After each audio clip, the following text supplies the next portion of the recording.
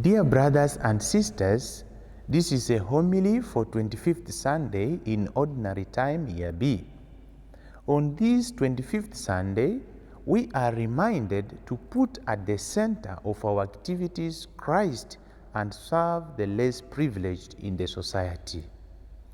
The liturgy of the Word makes us to raise two questions that gives us two messages for this Sunday. These questions are: what is the importance of Christ and the child being in front of the community of disciples? What does it teach us today? These questions will be answered in the light of today's liturgical readings in a short while in this very homily. To begin with, in chapter 8 of St. Mark's Gospel, Jesus concludes his public ministry and heads to Jerusalem. Indeed, in Jerusalem, he will experience his passion, death, and resurrection, and that is why he announces for the second time in today's passage his passion, death, and resurrection. In fact, this forms the first message from this passage that Jesus announces for the second time his passion, death, and resurrection. Why? This was done in order to strengthen the faith of his disciples. Another reason could be to make them understand that the way of suffering is part and parcel of any disciple who would wish to follow Christ. Indeed, this is in line with what the author of the Book of Wisdom predicted in the first reading, because it is fulfilled in the person of Jesus Christ. In other words, his passion and death was announced even 50 years before his birth. The final reason as to why he announced his passion, death, and resurrection is that he joins the Old Testament figures and having solidarity with them who experienced persecution, especially in Daniel chapter 7, verse 22. The second message we get from today's gospel passage is: who is really the greatest? This question preoccupies the disciples on the way. The discussions could be that Peter said, "I am the rock, on me the church will be built, therefore I'm the greatest." But John could have said, "I am the beloved disciple, therefore I'm the greatest." Again, Philip could have said, "You remember when there was no food in the desert, Jesus asked me, since he consulted me, therefore I am the greatest."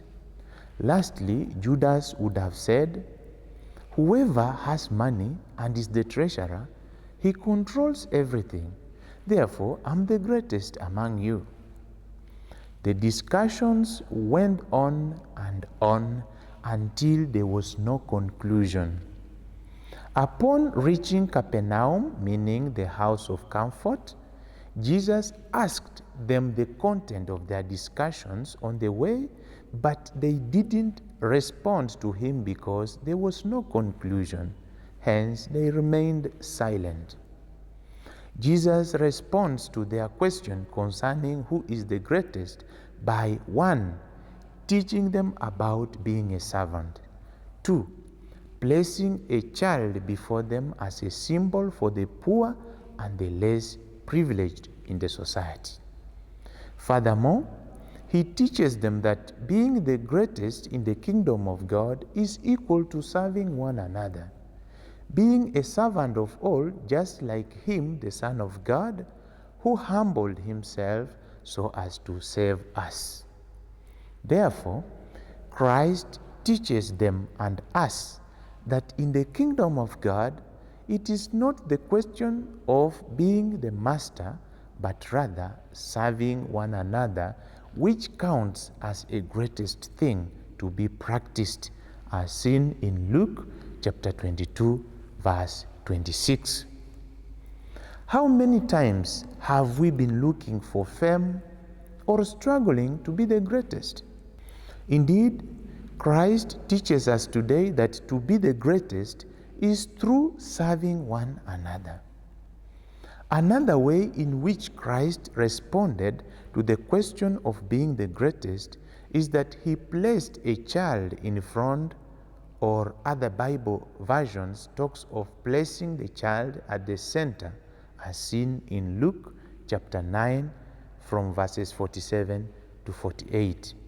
Here, there are two people at the center of the community of the disciples. One, Jesus Christ. Two, a child. What does that mean to us today? The community of believers is invited to put at the center Christ whom they trust, hope, and love, and at the same time serving the less privileged as represented by the child in this passage. History and traditions teaches us that children at that time were excluded from many activities because they were considered unclean. Christ wants his disciples, and us included, to understand that the greatest disciple is the one who has the capacity to put at the center Christ and to serve the less privileged or excluded in the society. In the kingdom of God, the adults are not necessarily the greatest, but the less privileged, like a child, are the greatest, therefore the first in the kingdom of God, whereas the adults are last. What Christ says here can be summarized by what St. Augustine said: "It is better to be on the right road walking slowly than to be on the wrong road running very fast." As a parish community, as a religious community, as a family, as a Christian, what do you put at the center? Do you put Christ and serve the less privileged, or you put your interests first?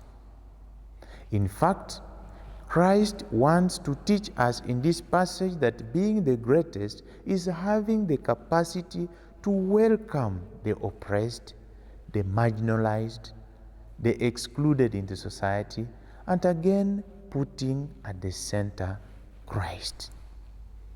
To conclude, on this 25th Sunday in Ordinary Time B, we are called to put at the center Christ and to serve one another, more particularly the less privileged in our society. Amen. Have a blessed Sunday.